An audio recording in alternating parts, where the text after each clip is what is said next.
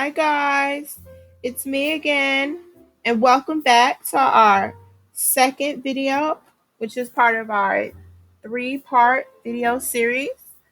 And in part two, I'm going to be working with the lamb wrap to make some Dijon herb crusted lamb.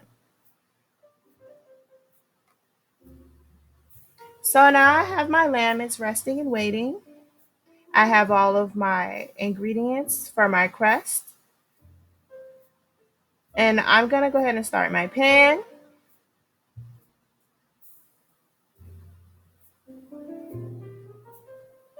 And then I'm going to take some salt and pepper and season my rack of lamb on all sides.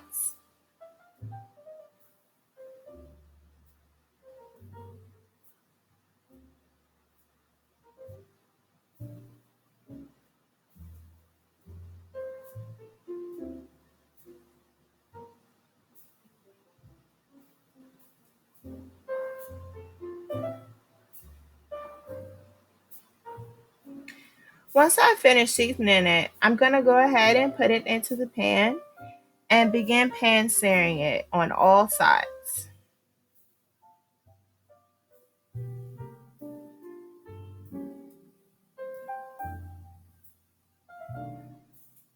I'm going to start with the flat side, and once that's seared off a bit, I'm going to lift it up and cook another side, then the other side. And if you have to get your tongs and hold it up, it's fine. But you want to make sure that it's seared along the outside.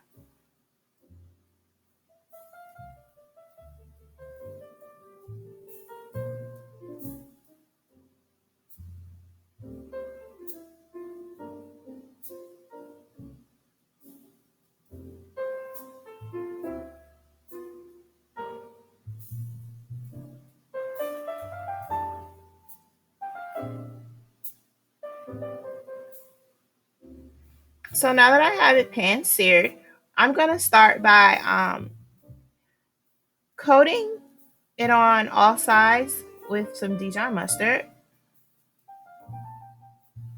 And I'm just using my spatula to kind of spread it out. I want to make a nice thick and even layer. So you'll probably see me layer it up over and over again. Oops, sorry guys, got a little mustard on the camera. And once I've got the whole lamb back and front covered in the mustard, I'm going to begin by putting it in my breading.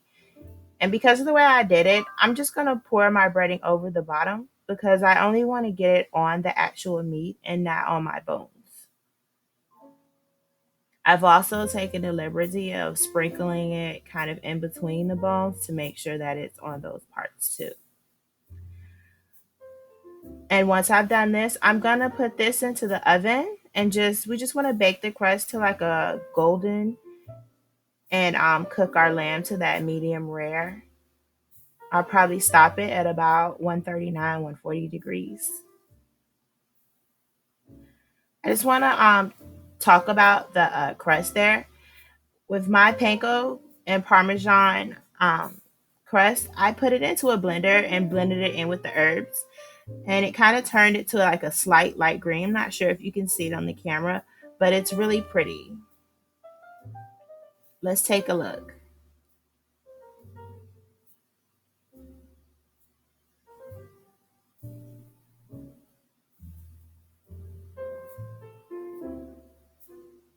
Just testing it to see if it's the consistency as inside of my hand. Like to have you test it for doneness.